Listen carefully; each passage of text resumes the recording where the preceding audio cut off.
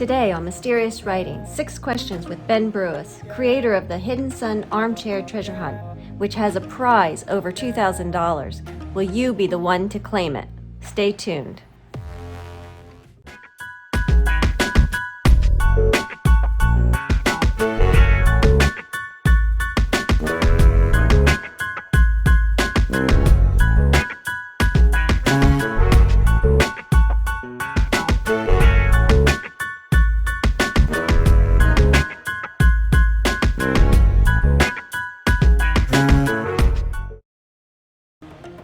Many of us here at Mysterious Writings were first introduced to the Hidden Sun Armchair Treasure Hunt book a year ago during a Kickstarter campaign.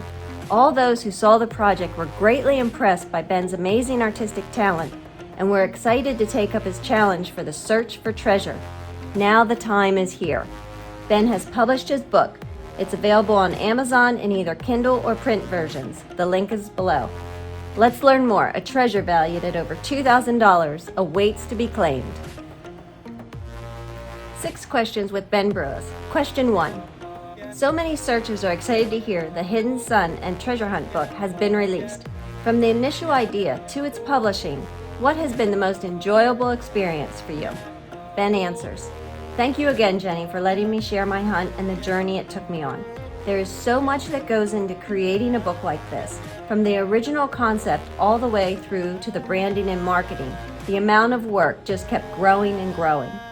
The most enjoyable parts are when I could marry up a clue to a location with information I didn't have beforehand. A few times I stumbled on something I'd never considered that fits so well it's almost meant to be. That ends up making it more personal, as if the answers presented themselves to me. So in a way, I had to complete the hunt myself first. Now I'm very happy to share those experiences, which is just as rewarding." Question 2. I've heard there have been a few changes over the year. Now that it is finished and all is set in stone, can you share with readers some of these changes? Ben answers, "There is relief at having it finished at last, but yes, I had to refine some details of the hunt first. One was removing hand-drawn visual puzzles on the text pages, which once solved would uncover the same answer as solving the main illustrations and poetry, but based on locations that residents of the US would be familiar with. Feedback suggested this was too confusing and seemed like a separate book. It could have been a shortcut to the prize if solved much quicker. I wanted to keep the book lean and concise, so that had to go, unfortunately." Another change is the arrangement of the Hidden Sun ornamental prize, which went through some different configurations. Printing a 64-page hardback version was not cost-effective, so I opted for a paperback to balance the book's size and final price. I didn't want to lose the detail in the images at a smaller size. I'm very pleased with the paperback's quality. Question 3. The image of the prize is very reminiscent of the treasure claimed in the 1979 Armchair Treasure Hunt of Masquerade by Kit Williams. It seems the golden hair was an inspiration. The Hidden Sun's prize is just as beautiful, if not more so. What all does the Hidden Sun's treasure involve? What is its value? Ben answers, "Thank you for the comparison. The golden hair is one of those objects you can become fascinated with, so it did inspire me, but the craftsmanship of that legendary prize is so good. Over the past year, I included a gold sun with a face that matches the symbol of Banbury where the hunt is set, with gold rings and bells that echo our famous nursery rhyme, Ride a Cock Horse to Banbury Cross. The silver leaves are handmade by a local artist, Lucy Jade Sylvester. She takes real leaves and insects from the woods nearby and casts the most stunning jewelry. It also has polished quartz and Swarovski beads with a silver Celtic-style horse holding it all together."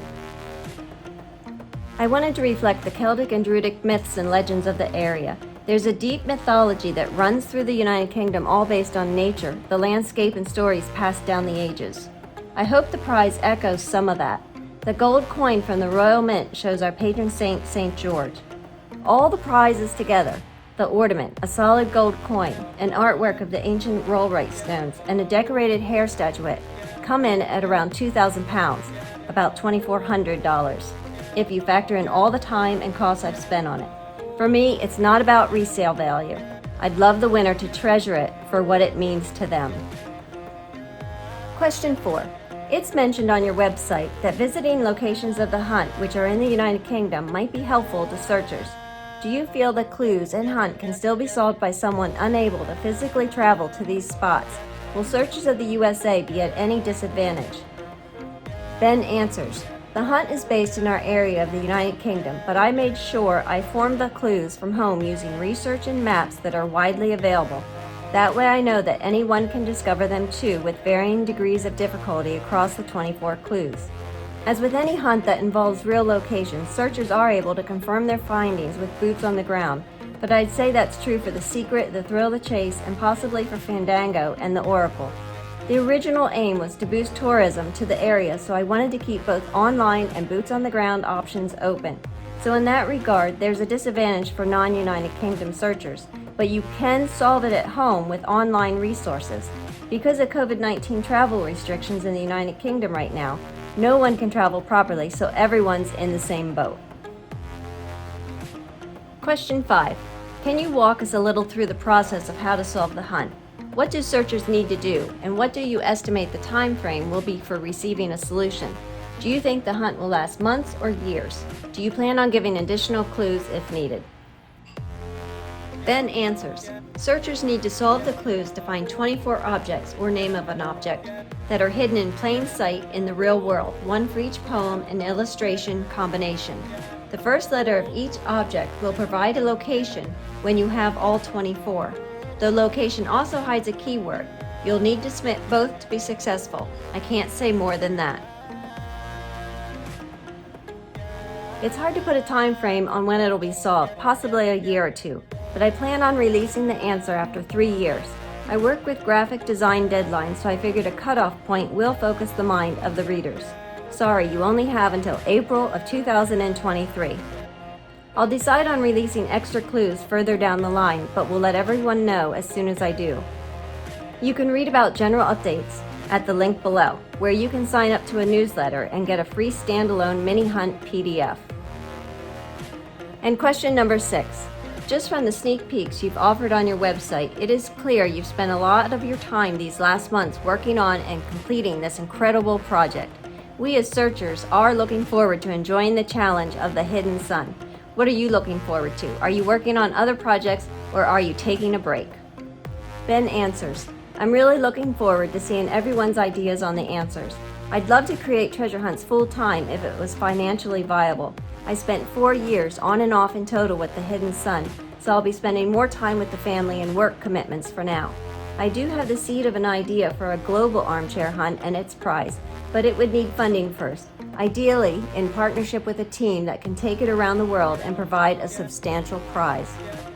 I still work on existing hunts, The Oracle and The Thrill of the Chase in particular, and I have an idea for a sci-fi novel set in the near future. Being creative, I can never stay still for too long.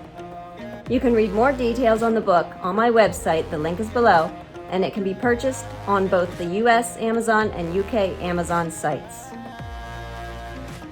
So there you have the 6 questions with Ben Brewis, creator of the Hidden Sun Armchair Treasure Hunt. Join the Mysterious Writings Forum for continued discussions on what is going to prove to be an exciting adventure. Thanks for watching, and we'll see you next time here on Mysterious Writings as we continue to talk about all things treasure.